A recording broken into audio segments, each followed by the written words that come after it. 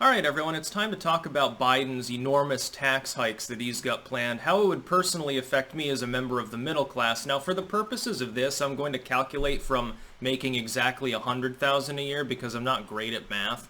Because then, you round it up and you have a nice square number to work with. It's easier to do the percentage thing because each percent is $1,000.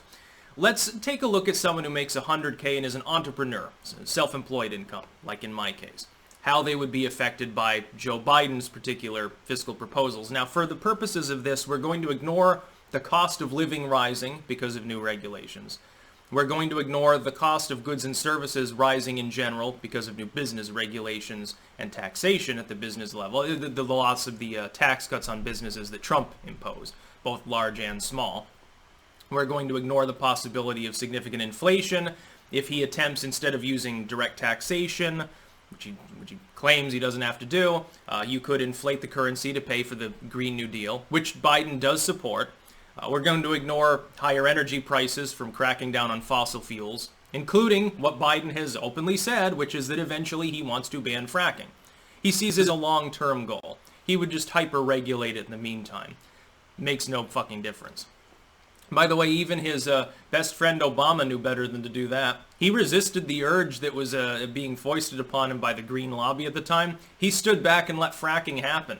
He said drill, he was basically like Sarah Palin, drill baby drill actually. It was one of Obama's best moves, was not getting in the way of the oil and gas boom. Biden apparently has different goals in mind. We'll see if that happens if he's unfortunately elected. Actually, it's President Harris. They're basically the same. Tough on crime, neo-libs, corporate war hawk pigs, pretending to be progressive in order to get elected. They'll let down the left. They'd be one-term thing, I'm sure, but, we'll see. But let's look at someone making $100 grand. And, of course, I don't talk about my actual income. It's in the middle-class range. But I'm just going to calculate from that for math purposes. The first thing that happens for the self-employed, one of the tax cut things that Trump imposed is a 20% offset on up to $100,000, literally, on qualifying taxes. So a self-employed person has to pay 15% flat tax on all of their income.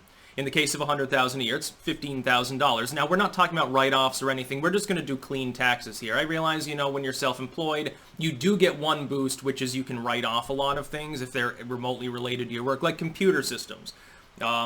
Office materials, even to some extent clothing, can be a write-off, a qualifying expense, depending on what you're doing online. If I buy books for research material, it can be potentially written off. There are various business expenses that are associated with having a home office. The home office, lighting, electricity, certainly internet costs, and all of these things can be put in there. Now, you have to be very careful about doing it, or the IRS has a problem with it. I always go on the cautious side. I probably take thousands less in deductions than I'm actually capable of taking because I don't want no problems. I don't want to get Lois Lerner, so, I choose to play it safe.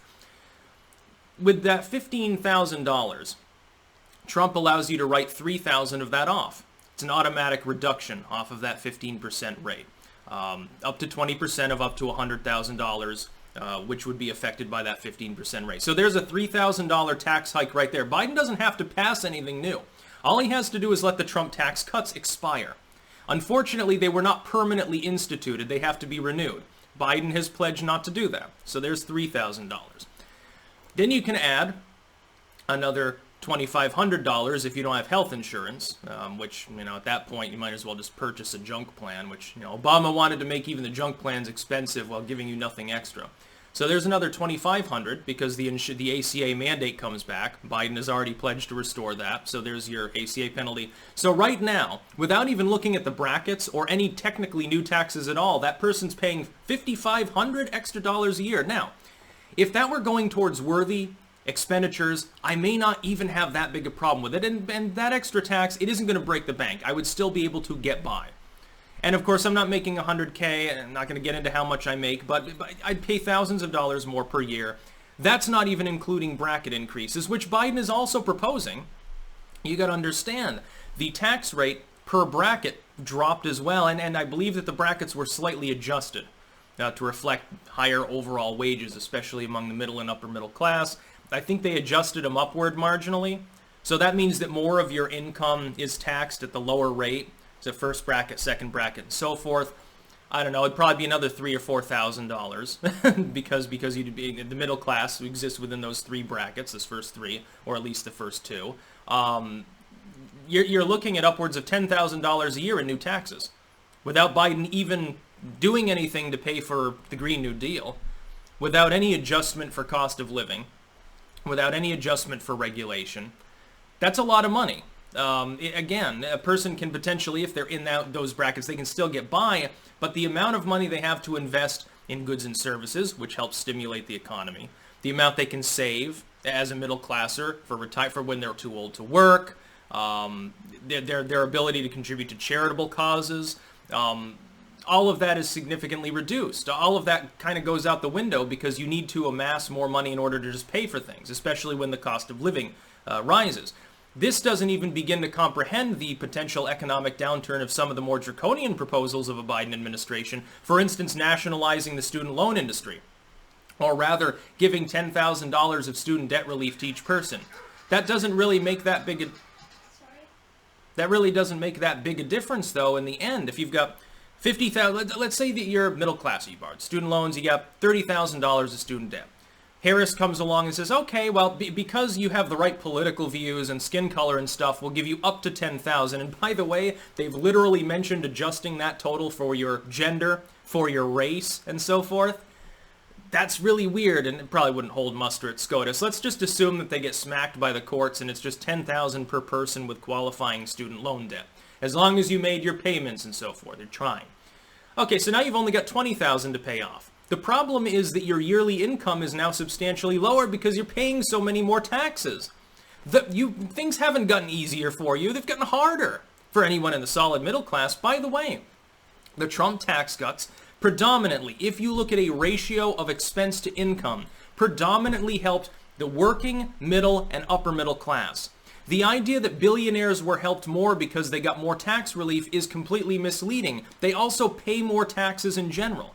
If Bill Gates takes home an extra $10 million because of tax cuts, he doesn't even notice it. But if a person in the middle class saves upwards of $6,000, $7,000, because especially if they're self-employed, which affects small businesses, it affects farmers, it affects freelancers, that's a large chunk of the economy there. And one of the most productive aspects of the economy too, some of these people save 5 figures on their taxes. On paper, they're doing pretty well. The problem is now they are.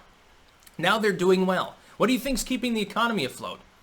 Over several years of Trump's tax cuts and pro-growth and anti-regulatory policies, the economy was fundamentally, structurally strengthened. That's the only reason we're not in a depression right now. When people blame Trump for the problems that are going on, a more cerebral look at the situation will tell you, no, Trump is the reason that we're not in the shitter. Trump is the reason things are a little bit dicey. We're in a mild recession at this point, after months of jobs coming back. There are some problems with lockdowns. Everything would be 10 times worse if Trump hadn't been president. I shudder to think about what would happen if Hillary had been elected. Now, your taxes would have gone up in the first place. I'd barely be making ends meet, probably. To tell the honest truth, this is just the restoration of the tax code from the Obama era. This isn't even Biden doing anything new. Technically, when he says, well, I'm not going to raise taxes on anyone making less than $400,000 a year and you can take it to the bank, no malarkey. Okay. You're still raising my taxes by, what, $7,000, $8,000? Just by getting rid of the new Trump tax code. What about the child tax credit? Trump doubled it to keep pace with cost of living and wages and so forth. Biden wants that to go bye-bye. You got kids? You paid less in taxes probably? You get 2 or 3 kids? That goes bye-bye in a couple of years if Joe Biden gets elected. Yeah, you can, and that's I believe, a bottom line deduction, not a top line deduction. Or which one is it that affects the actual sum total owed? I think in the case of the child tax credits, if I remember correctly, it is. That's a lot of money. You got a family of 5, they got 3 kids. That's a huge write-off for a middle class family.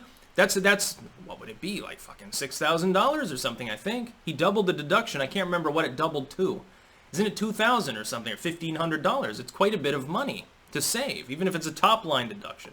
And Biden might fiddle with the tax code further. He might say, well, You know, I promise no new taxes, literally his Herbert Walker moment. I guarantee you, though, he will pass new taxes. In at least a roundabout way, even people who aren't self-employed and are part of the lowest bracket will pay more.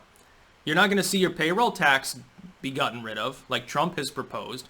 It's just like the ACA. Trump wants to replace the ACA with a piece of paper that says pre-existing conditions must be covered by healthcare providers. It's a lot less convoluted than the tens of thousands of pages the ACA comprises. The Democrats say, no, he wants to get rid of your healthcare. No, he wants to preserve the healthcare while getting rid of the regulatory overload.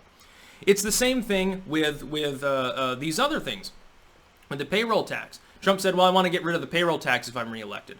Oh my God, he wants to destroy Social Security, which is paid for in part by the payroll tax. You can pay for it elsewhere. You don't need to retain that particular tax to come up with that money. Tax something else other than the lowest class of society. Biden wants to tax them more. They'll pay more for everything. And if you think that you're actually going to get a meaningful minimum wage hike, my goodness, you don't understand how economics works. That would drive the costs even higher. The poor will still be poor. You'll still be making minimum wage. It's just that if I own a restaurant and have 10 employees, maybe I decide to fire a couple of them because now I can't make ends meet unless I do. You can work a little bit harder and I'll pay you more, but you'll have to do more because there'll be a couple less people. I had 3 janitors. 2 is okay. It's all right if we rotate the window washing schedule. It's okay if a little bit of trash builds up next to the fry vat. Nobody will notice anyway because the food is already fucking garbage because it's a fast food joint. That's the way things will work. A Biden presidency, in my opinion, fiscally speaking, we're not talking about any further ramifications, would stagnate the economy, cause stress to the average American, and if he follows through with a 3-month lockdown, cause a Great Depression. That's what I believe. We'll get through it. We'll survive, by and large. Will times be easy? No, trust me. The shuttering of the economy, coronavirus, all these things that we see now under Trump, which are problems, admittedly, diplomatic squabbles, trade squabbles, they'll be amplified. It will be a tough 4 years if Biden is elected. It's not going to be fun. All of the dour economic predictions you got about if Trump wins, there'll be economic problems. They'll come true under Joe Biden. Business confidence will plummet. Investment will cease. The growth of jobs and wages will stall out. It'll start to look a little bit like 2008. It may be worse. It'll be very much like being back in Biden's back in the White House. The economy sucks. The government's telling us to get used to 8% unemployment and stuff like that. That's what you'll have. You'll have a tax on gun rights. Although with Amy Coney Barrett probably on SCOTUS, they probably get brushed aside. That's just fear-mongering every 4 years by the Republicans. Nothing ever happens. Obama came the closest to doing anything and really it fell flat. Trump technically passing more anti-gun legislation with the bump stock ban. Under the NFA, perfectly constitutional, but the NFA itself unconstitutional. That's a case for Amy Coney Barrett to allow on the court, and what I'm sure will be a 5-4 decision, with Roberts siding with the liberals, as usual. Good times ahead on that mark, I guess. I don't think that Biden's lockdown is likely to even materialize, because I have a feeling coronavirus will start to go away after the election, by hook or by crook, if he wins. I have a feeling that the number of new case totals magically plummeting. Oh, Biden is such a great guy. Yeah, he's doing so well. He'll do what China did. He'll reduce the number of tests to 0. Whoops, the tests always come back negative. They're just basically Q-tips with a little bit of food coloring on them. That'll be Biden's healthcare plan. Yeah, get used to it. If he wins, people in the middle class will suffer. Ultimately, at the end of the day, you will have less money than 99% of you in the United States. And by the way, it'll affect other countries too. When U.S. purchasing power falls because the people have less money and they're buying less products, including from foreign shores, that affects your economy too. Welcome to globalism. That's about all. Peace out.